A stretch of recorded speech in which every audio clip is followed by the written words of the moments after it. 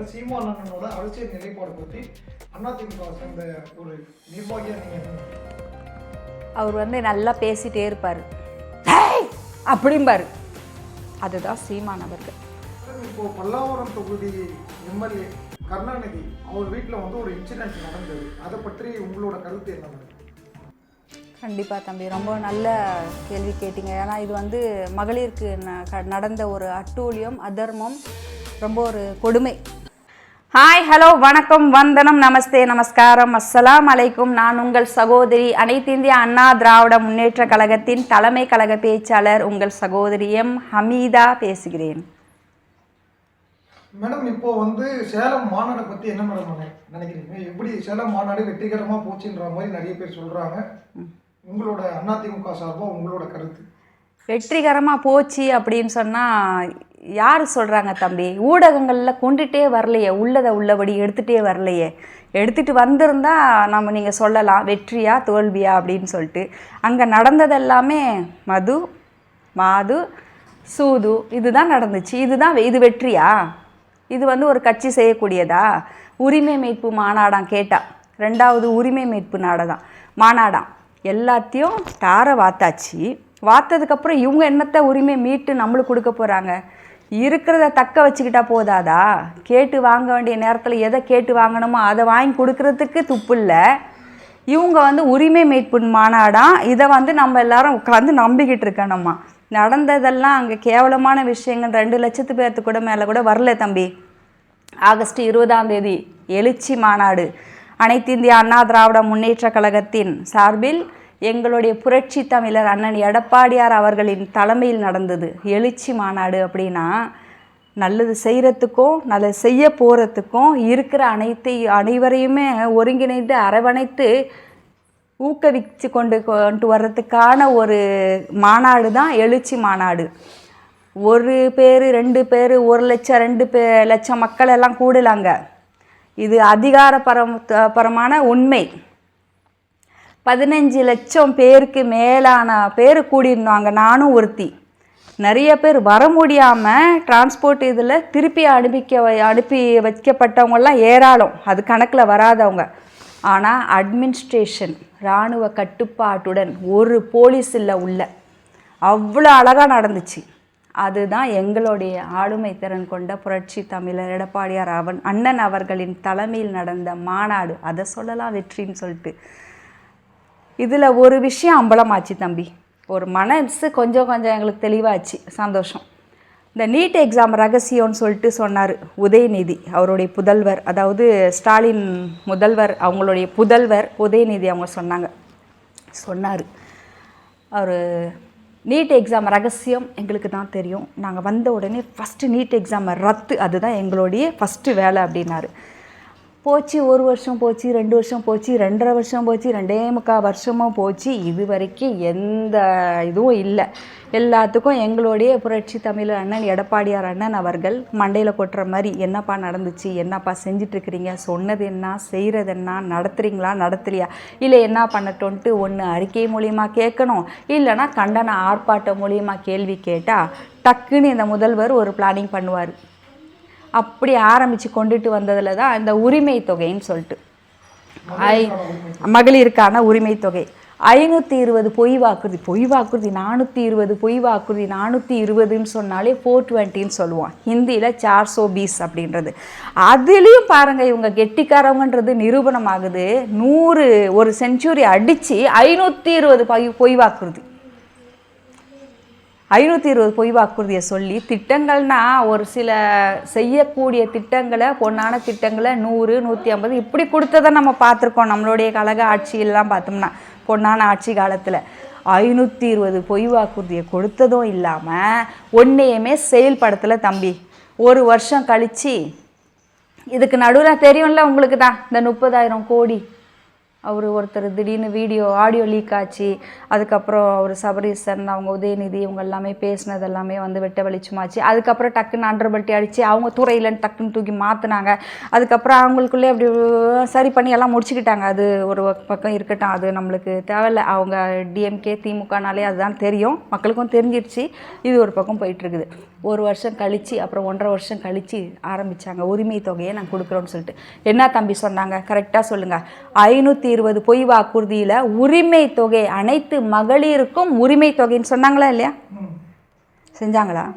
இல்ல அமைச்சர்கள் எல்லாமே சொல்றது வந்து 99% போய் சேர்ந்துருச்சு அப்படின்னு தானே சொல்றாங்க. அதுல நம்ம இளைஞர் மாநாட்டுல கூட உதயநிதியை அண்ணன் சொல்றது வந்து அதை தான் சொல்றாங்க. தம்பி இது வந்து அவர் பொம்மை முதல்வர் ஸ்டாலின் அவர்கள் வந்து சொன்னார் 99% நிறைவேற்றணும். உண்மையிலேயே எனக்கு நெஞ்சு அடைச்சிருச்சு தம்பி. லேடிஸுங்களுக்கு ஹார்ட் அட்டாக் வரதுக்கு காரணம் ஒன்று டிஎம்கேயும் நான் சொல்லுவேன். ஏன்னா நான் நியூஸ் பார்த்துருக்கும்போது நெஞ்சே அடிச்சிருச்சு. ஏன் தெரியுமா? ஆரம்பிக்கவே இல்லை, அதுக்குள்ளே 99% எப்படி எங்கேயா முடிச்சிங்க அப்படின்னு சொல்லிட்டு உரிமை தொகைன்னு சொல்லிட்டு கொடுக்குறேன்னு சொல்லிட்டு அப்புறம் எங்கள் அண்ணன் எழுப்பி என்னப்பா செய்கிறீங்க உரிமை தொகை நீங்கள் செய்யலையே அப்படின்னு சொல்லி கேட்கவும் உதவி தொகைன்னு சொன்னாங்க. உதவி தொகைனா ஒருத்தவங்களுக்கு உதவியாக செய்கிறது. அப்போ நீங்கள் அந்த பொய் வாக்குறுதியில் சொல்லக்கூடாது, உதவி தொகைன்னு சொல்லியிருக்கணும். அப்புறம் என்ன பண்ணாங்க, டக்குன்னு 100 பேரில் 10 பேரை செலக்ட் பண்ணுவாங்க. 10 பேர் அவங்க ஆட்களாக இருப்பாங்க. சரிங்களா? அவங்கள சார்ந்தவங்களாம் இங்கே பாருங்கள், கட்சிக்காரவங்க இருப்பாங்க, கோடீஸ்வரவங்களாக கூட இருப்பாங்க. ஆனால் அவங்களுக்கு தான் கொடுப்போம் நாங்கள் அப்படின்னு கொடுத்தாங்க. அவங்க 1000 ரூபாய் கொடுத்தாங்க. கொடுத்ததுக்கப்புறம் அன்று பல்ட்டி அடித்து மக்கள்லாம் ஆக்ரோஷமாயிட்டாங்கல்ல. எவ்வளோ காலம் விட முடியும்? ஏன்னா பொன்னான திட்டங்கள் ஆட்சி காலத்தில் அனுபவித்து வந்தவங்க இல்லையா மக்கள். எவ்வளோ திட்டங்கள் அம்மா கொடுத்துருக்காங்க, எல்லாத்தையும் வாங்கி அனுபவித்த மக்களாச்சு. அவங்களுக்கு தெரியாதா? 1000 ரூபாய் உரிமை தொகைன்னு சொன்னீங்களே என்ன கொடுக்கலன்னு எல்லாரும் ஆக்ரோஷம் பண்ணி பிரச்சனை பண்ணவும் என்ன பண்ணாங்க, தகுதின்னு சொன்னாங்க. உரிமை தொகையினாங்க, உதவி தொகையினாங்க, டக்குன்னு தகுதி தொகையினாங்க. தகுதின்னு சொன்னால் அனைத்து மகளிருக்குமே தமிழ்நாட்டு மக்களில் தமிழகத்தில் வாழ்கிற அனைத்து மகளிருக்குமே தகுதி இருக்குல்ல தம்பி. எனக்கும் இருக்குல்ல. உங்களுக்கு வந்துருச்சுங்களா உரிமை தொகை? எனக்கு வேண்டாம் தம்பி, சேரவங்களுக்கு சேர்ந்தாலே போதும், எனக்கு வேண்டாம். ஆனால் தகுதி எனக்கு வாழ்கிறதுக்கு இருக்குல்ல. தமிழ்நாட்டில் வாழ்கிற மகளிராக நான் ஒரு மகளிராக எனக்கு தகுதி இருக்குல்லம்மா. அப்போ அவங்க என்ன சொல்கிறாங்க, தகுதி தொகைன்னு சொல்கிறாங்க. தகுதினா யாருன்னு அப்புறம் தான் புரிஞ்சிச்சு போங்க. அவங்க கட்சியில் இருக்கிறவங்களுக்கு தகுதியானவங்க அவங்களுக்கு மட்டும்தான் கொடுப்போன்னு சொல்லிட்டு 100 பேரில் 10 பேருக்கு தான் கொடுத்தாங்க. சாட்சாத்தான உண்மை. எங்கள் வீட்டில் வேலை செய்கிற அக்கா கொண்டு புலம்புனாங்க வந்து. இதுதான் உண்மை. இதுதான் திமுகவுடைய அடையாளங்கள். இதுதான். கீழம்பாக்கம் பேருந்து நிலையம் வந்து ஒரு 50% மக்கள் நல்லதுன்றாங்க, 50% மக்கள் வந்து அது கொஞ்சம் ரொம்ப கஷ்டமா இருக்கு அப்படின்ற மாதிரி சொல்றாங்க. உங்களோட பார்வை எப்படி இருக்கு? கிளாம்பாக்கம் பஸ் ஸ்டாண்ட் வந்து எங்களுடைய இதய தெய்வம் தங்கத்தாரகை அம்மா அவர்களுடைய கனவு திட்டம். அது கனவு திட்டங்களில் ஒரு திட்டம். அது எங்களுடைய புரட்சி தமிழர் அண்ணன் அவர்கள் ஆளுமை திறன் கொண்டு அப்போ ஆட்சி நடத்திட்டு இருந்தாங்க 4.5 வருஷத்தில். அப்போ அடிக்கல் நாட்டி நிதி அந்த பிளானிங் ப்ராசஸிங் பண்ணி நிதி ஒதுக்கீடு பண்ணது எங்களுடைய புரட்சி தமிழர் அண்ணன் எடப்பாடியார் அவர்கள். இவங்களுடைய வேலையே வந்த உடனே எங்களை அம்மா கொடுத்த ஆட்சி காலத்தில் கொண்டு வந்த எல்லா திட்டங்களையுமே ரத்து பண்ணாங்க. சிலவற்றத்துக்கு கொஞ்ச நாள் கழித்து சில நாள் கழித்து என்ன பண்ணாங்க, ஸ்டிக்கர் ஒட்டி திறந்தாங்க. அதுக்கு பேர் வச்சாங்க கலைஞர் திட்டம் அப்படின்னு சொல்லிட்டு. கேவலமாக தான் இருந்துச்சு. கோ பேக் மோடின்னு சொன்னாங்க. இப்போ போயிட்டு நேராக வந்து வெள்ளக்கொடி தான் வெள்ளக்கொடையை வந்து ஸ்டாலின் சார் காட்டினாங்க. அதே மாதிரி எனக்கு ஹிந்தி தெரியாது போடான்னு சொல்லி உதயநிதி அண்ணன் சொன்னார். கேலோ இந்தியாவில் போயிட்டு அது பேரே வந்து ஹிந்தி தான், கேலோ இந்தியான்றது.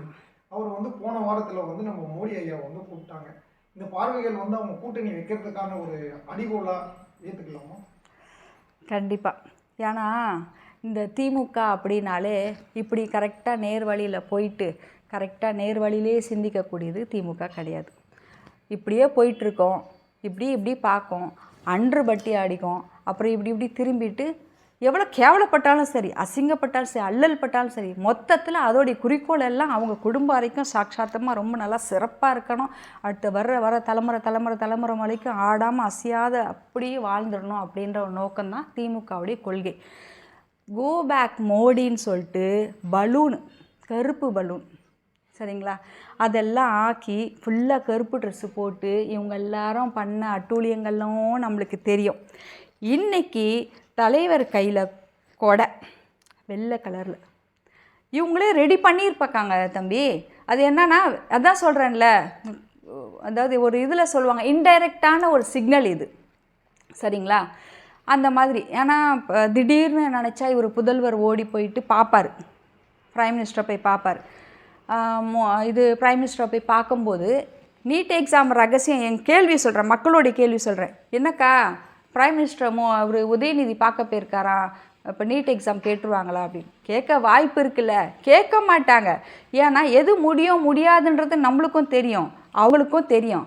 ஆக மொத்தத்தில் தேவை மக்களை என்றைக்குமே ஒரு குழப்பத்திலே வைக்கணும், மக்களை ஏமாற்றிக்கிட்டே இருக்கட்டும், மக்களை வந்து அப்படி ஒரு ஏமாற்ற சூழ்நிலையே வச்சு அவங்க ஜெயிக்கணும்ன்ட்டு. அதெல்லாம் ரொம்ப காலங்கள்லாம் நிலைக்காது, நீடிக்காது தம்பி.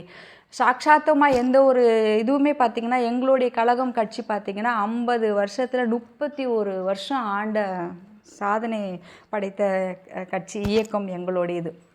இந்த கோபேக் மோடிக்கு சொல்லிடுறேன் தம்பி. ஒயிட் சிக்னல் கொடுத்து கூப்பிட்டுட்டு வந்திருக்காரு. என்ன சொல்கிறாங்க, கேலோ இந்தியாவை துவக்கி வைக்கிறதுக்காக கூப்பிட்ருக்காங்க. அது என்ன கேலோ இந்தியா ஆச்சு? நீங்கள் தானே வந்து இந்தி எதிர்ப்புன்னு சொல்லிட்டு சீரெல்லாம் போட்டு உள்ளே பூந்தீங்க. இப்போ என்ன கேலோ இந்தியா? ஏன் விளையாட்டு இந்தியான்னு வைங்க. ஸ்டேட்டோடைய சிஎம் நீங்கள் தானே. அப்போ அந்த சக்தி அந்த பவர் கூட இல்லை, திறமை தான் இல்லை. அப்போ அதை செயல்படுத்தக்கூடிய அந்த ஒரு இது கூட இல்லைங்களா? இல்லைன்றது தெரிஞ்ச விஷயந்தான். அப்போ அந்த யோசனை கூட இல்லை பாருங்கள். இதை நம்ம சொல்கிறோம், மக்கள் சொல்கிறாங்க, மக்களால் நம்ம பேசுகிறோம். கேலோ இந்தியா அப்படின்னா ஏன் விளையாட்டு இந்தியான்னு வச்சுருக்கலாமேக்கா, எதுக்கு கேலோ இந்தியா அப்படின்றாங்க. இதுதான் நாடகம், இதுதான் அப்பட்டமான நடிப்புன்னு சொல்லுவாங்க பார்த்தீங்களா. இந்த நடிப்பு தான் இந்த திமுக. இது மக்கள் வந்து நல்லா தெரிஞ்சுக்கிட்டாங்க, புதுசெல்லாம் ஒன்றும் கிடையாது, நல்லா தெரிஞ்சுக்கிட்டாங்க, தெளிவாகிட்டாங்க. கொடுப்பாங்க கண்டிப்பாக, தெளிவான முடிவும் தீர்ப்பும் கண்டிப்பாக கொடுப்பாங்க.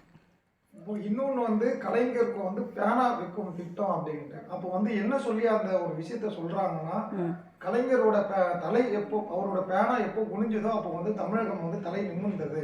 ஸோ அதனால நாங்கள் வந்து பேனா விற்கிறோம், அது மக்களே வந்து எதிர்பார்த்தது அப்படின்ற மாதிரி ஸ்டாலின் ஐயா சொல்லி தான் அதுக்கான வேலைகள்லாம் நடந்துட்டு இருக்கு. சீமான் அண்ணனோட அரசியல் நிலைப்பாடு பற்றி அதிமுக சேர்ந்த ஒரு நிர்வாகியாக நீங்கள் என்ன நினைக்கிறீங்க? அவர் வந்து நல்லா பேசிகிட்டே இருப்பார், அப்படிம்பார். அதுதான் சீமான் அவர்கள். பக்கத்தில் இருக்கிறவனுக்கே நெஞ்சு இதுவாயிரும். நல்ல தண்டடா போயிட்டு இருந்துச்சு, திடீர்னு ஏன்டா கத்துறாரு. அவருடைய ஐடி அவ்வளோதான், அதுதான். இதுக்கு மேலே நான் சொல்கிறதுக்கு எதுவும் இல்லை. ஊனா கருத்து அந்த ப்ரெஸ்ஸுக்கு ஒரு கருத்து கொடுக்கறது, அப்புறம் போய் கருத்தாக உட்கார்றது அவங்களுடைய வேலையாக இருக்கும். அவங்களுடைய திறமை தம்பி, அது நம்ம வந்து எப்படி சொல்கிறதுன்னு தெரியல. எனக்கு தெரிஞ்ச அனுபவத்தை சொல்கிறேன். போய்கிட்டே இருப்போம், திடீர்னு ஆக்ரோஷமாக கத்துவார், எதுக்கு கத்துறாருன்னு அவருக்கே தெரியாது, அப்புறம் அவரே எப்படி ஆயிடுவார். வாய்ப்பு இருக்குங்களா இந்த வாட்டி சீமானோட கூட்டணி வைக்க நாம் தமிழர் கட்சியோட? தெரியல தம்பி, அது தெரியாது. எங்களுடைய தலைமை தான் முடிவு பண்ணுவாங்க. எங்கள் அண்ணன் என்ன சொல்கிறாங்களோ அதுதான். இப்போ வந்து எதுக்காக நாங்கள் இந்த கொஸ்டின் வந்து சீமானனை பற்றி கேட்குறோம்னு பார்த்தீங்கன்னா, மக்களே வந்து நிறைய மக்கள் வந்து சீமானனோட கருத்து வந்து கரெக்டாக இருக்கு, அவர் வந்தாருன்னா ஆட்சி நல்லா இருக்கும். இப்போ நீங்கள் வந்து அந்த ஆடு மாடு திட்டங்கள் சொல்லியிருந்தீங்க, அந்த திட்டங்களுக்கு வந்து ஆடு மாடு மேய்க்கிறவங்களுக்கு அரசாங்க வேலைகள் வந்து கொடுக்கப்படும் அப்படின்னு வந்து அவர் சொல்லியிருக்காரு. தம்பி சொல்லலாம், பேசலாம், எல்லாருமே வரலாம். நாளைக்கு எங்கள் வீட்டில் வேலை செய்கிறவங்க கூட தான் ஒரு கட்சி ஆரம்பிக்கலாம். செயல்படுத்தணும்ல, சாத்தியமாக இருக்கணும்ல, செய்யணும்ல. அதுக்கு ஆளுமை திறன் வேணும், செயல்படுத்தக்கூடிய நிதி வேணும், அதை அரவணைச்சு கொண்டு போகிற பக்குவம் வேணும், அனைத்து தரப்பையும் ஒருங்கிணைத்து கொண்டு போகக்கூடிய திறமை வேணும், இல்லைங்களா? எல்லாரும் எல்லாமே பண்ணிட முடியாது தம்பி. இதுவரையும் மூன்றாவது கட்சியாக வந்து தமிழகத்தில் வந்துட்டாரு, அடுத்த வாட்டி வந்து ஒரு முதல் கட்சியாக வர வாய்ப்பு இருக்குல்ல? வாய்ப்பு இல்லை. ஏன்னா எங்களுக்கு அடித்து நம்பிக்கையாக கான்ஃபிடெண்ட்டாக சொல்ல முடியும் நாங்கள் தான். ஏன் அப்படின்னா இன்றைக்கி மக்கள்கிட்ட வரைக்கும் நாங்கள் போய் பேசுகிறது பழகிறது நாங்கள் தான், எங்களுக்கு தான் தெரியும். இப்போது பல்லாவரம் தொகுதி எம்எல்ஏ கருணாநிதி அவர் வீட்டில் வந்து ஒரு இன்சிடெண்ட் நடந்தது, அதை பற்றி உங்களோட கருத்து என்ன மேடம்? கண்டிப்பாக தம்பி, ரொம்ப நல்ல கேள்வி கேட்டிங்க. ஏன்னா இது வந்து மகளிருக்கு நடந்த ஒரு அட்டூழியம், அதர்மம், ரொம்ப ஒரு கொடுமை. அதாவது பல்லாவரம் எம்எல்ஏ கருணாநிதி அவங்க வீட்டில் வந்துட்டு நடந்த விஷயம் என்னான்னு பார்த்தீங்கன்னா, அந்த பிள்ளை வந்து நல்லா படிக்கக்கூடிய பிள்ளை, பட்டியல் இனத்து பிள்ளை தான் அந்த பிள்ளை, அந்த சகோதரி நல்லா படித்து நல்லா மார்க்கெல்லாம் வாங்கியிருக்கிறாங்க. அந்த பிள்ளைக்கும் நல்லா ஒரு டாக்டர் ஆகணும்னு ஒரு ஆசை, கனவு எல்லாத்துக்கும் இருக்கிறது தானே. அந்த பிள்ளைய வந்து இந்த நீட் எக்ஸாம் எல்லாம் அட்டன் பண்ணணும், நல்லா படிக்கணும் அப்படின்னும் போது இவங்க வந்து ஒரு வேலை ஆட்களாக கூப்பிட்டு வந்து வீட்டில் வச்சு வேலை வாங்குறாங்க. வேலை வாங்கிட்டு இருக்கும்போது படிப்புக்கான ப்ராசஸிங்கும் ஸ்டெப்பும் எடுக்கலை. சரி வேலை வாங்குது அந்த பிள்ளைக்கு என்னன்னா நம்ம வறுமை காலம், நம்ம வேலை செஞ்சு மாதம் சம்பளம் ஆனால் நம்ம அதுக்கு மேலே நம்ம இது பண்ணிக்கலான்ற ஒரு ஒரு ஒரு சந்தோஷம், ஒரு எப்படி சொல்கிறது இருக்கும் இல்லைங்களா. வேலை செஞ்சால் வருமானம் வரும், வேலை செஞ்சால் நம்மளுக்கு சம்பளம் வரும், அதில் நம்ம அம்மா நம்மளை எல்லோரும் பார்த்துக்கலாம், நம்ம படிக்கலாம் அப்படின்ற ஒரு உறுதியில் தான் அந்த பிள்ளைய இருந்து செஞ்சுருக்கு. ஆனால் உள்ளே நடந்ததே வேறு. கொஞ்சம் கஷ்டம் கொடுமை இல்லை. நீங்கள் பார்க்காததில்ல, எவ்வளோ மீடியாவில் மக்கள்லாம் பார்த்துருப்பாங்க. ரொம்ப வேதனையாக இருந்துச்சு தம்பி, நான் அழுதுட்டேன். அது வந்து ரொம்ப தப்பான செயல். நாங்கள்லாம் மகளிருக்கு குரல் கொடுக்கணும்னு கேட்டாங்கன்னா நான்லாம் வந்து ரொம்ப பேசுவேன். அந்த மாதிரி ஒரு வேதனையான விஷயம். கையெல்லாம் சூடு தம்பி, சிகரெட்டில் சூடு வச்சுருக்காங்க தம்பி, முடியெல்லாம் துண்டு துண்டாக வெட்டிப்பட்டுருக்காங்க. யார் இவங்களுக்கு என்ன தகுதி இருக்குது தம்பி? வேலை செய்ய கூப்பிட்டு வந்தாங்கன்னா வேலை செய்யலைன்னா அனுப்பிச்சி விடுங்க. உங்களுக்கு என்ன உரிமை இருக்குது? அடிக்கிறதுக்கே உரிமை இல்லைன்னும் போது அந்த பிள்ளையோடைய அலங்கோலப்படுத்துறதுக்கு உங்களுக்கு என்ன உரிமை இருக்குதுன்னு கேட்குறேன். ஒரு லேடியாக நான் பேசுகிறேன், அந்த பிள்ளைக்கு என்னுடைய சகோதரியாக என்னுடைய மகளாக நான் கேட்குறேன். நான் ரொம்ப தப்பு, எனக்கு ரொம்ப வேதனையாக இருந்துச்சு. இந்த இன்சிடென்ட்டுக்கும் கருணாநிதி எம்எல்ஏ சாருக்கும் எந்த சம்மந்தமும் இல்லைன்ற மாதிரி ஒரு பேட்டியில் சொல்லியிருந்தாங்க. அதான் சொன்ன மாதிரி திமுகவுடைய தலைவரும் கருணாநிதி தான். திமுக பல்லாவரம் கருணாநிதி வீட்டில் தான் நடந்துச்சு அப்படின்னா பல்லாவரம் எம்எல்ஏ வீட்டோடைய கதையில் தான் நடந்துச்சு, அவங்க வீட்டில் தான் நடந்துச்சு. அது எப்படி வந்து சம்மந்தம் இல்லைன்னு சொல்லுவாங்க? சரி, சம்மந்தம் இல்லைன்னு சொல்லிட்டு எஸ்கேப் ஆகுறாரு. ஏன் இது வரைக்கும் எஃப்ஐஆர் பதிவு பண்ணல? ஏன் அவங்க மேலே ஒரு ஆக்ஷன் எடுக்கலை? மகனும் மருமகளும் தலைமறைவாயிட்டாங்களாம். ஏன் இங்கேருந்து கனடா போயிட்டாங்களா, இல்லை வந்து அடுத்த தீவில் போயிட்டு மறைஞ்சிட்டாங்களா? இல்லை, இதுதான் அநீதி, இதுதான் அதர்மம், இதுதான் அட்டூழியங்கள். இவங்கெல்லாம் வந்து மகளிரை பற்றி பேசுவாங்க, மகளிர் உரிமையை பற்றி பேசுகிறாங்களா? இது வந்து ரொம்ப அதாவது கண்டிக்க வேண்டிய விஷயம். இது வந்து எங்கள் அண்ணன் தலைமையிலே 1ஆம் தேதி சொல்லியிருக்காங்க, எங்களுக்கு கண்டன ஆர்ப்பாட்டம் பண்ண சொல்லி எங்கள் தலைமை எங்களுடைய புரட்சி தமிழ் அண்ணன் எடப்பாடியார் தலைமையில் நாங்கள் நடத்துகிறோம். ரொம்ப வேதனையான விஷயம். இதை விட கொடுமையான விஷயம் பாருங்கள். அவனா ஒரு ஐடி வச்சுட்டு ஒருத்தர் சுற்றுவார், திருமாவளவன் சொல்லிட்டு ஒருத்தர். இப்போ எம்பியாக இருக்கார் அவர். பட்டியலின மக்களுக்கெல்லாம் நான் இருக்கேன், நான் தான் அப்படின்னு சொல்லிட்டு வந்தவர் இன்னைக்கு காணாமலே போயிட்டார் தம்பி. என்னடா இது, அவங்க சார்ந்த மக்களுக்கு இப்படி ஒரு பிரச்சனையாக இருக்கே, என்னடா குரல் கொடுக்கல, என்னதான் யோசிச்சா தெரியுது. கூட்டணி எம்பியில் அவர். திமுக என்றாலே சீனியாரிட்டி இல்லை. இன்னைக்கு பிறக்கிற குழந்தை கூட கையை இப்படி வச்சுக்கிட்டு தான் நிற்கணும். புதல்வருக்கும் முன்னாடி வெக்கம், மானம், சூடு, சொரணம், சுயமரியாதை எதுவுமே இல்லாதவன் தான் திமுகவில் இருப்பான். அதில் இருக்கிறதுக்கு அது தகுதியானவன் தான் திமுக. சரிங்களா? அதை தான் இப்போ இவர் பண்ணிகிட்ருக்காரு. ஏன் குரல் கொடுக்கல? ஏன் வந்து தட்டி கேட்கல? நான் இருக்கேன்னு ஏன் வந்து பேசலை? எந்த மீடியாவிலே பார்த்தீங்களா, எந்த நியூஸ்லேயே பார்த்தீங்களா, ஏதாவது ஒரு குரல் சம்மந்தம் இருந்துச்சா? வராது. இதுதான் அவல நிலை. இதுதான் வந்து இந்த திமுகவுடைய ஐடி. இதுதான், இப்படி தான் இருக்கணும்.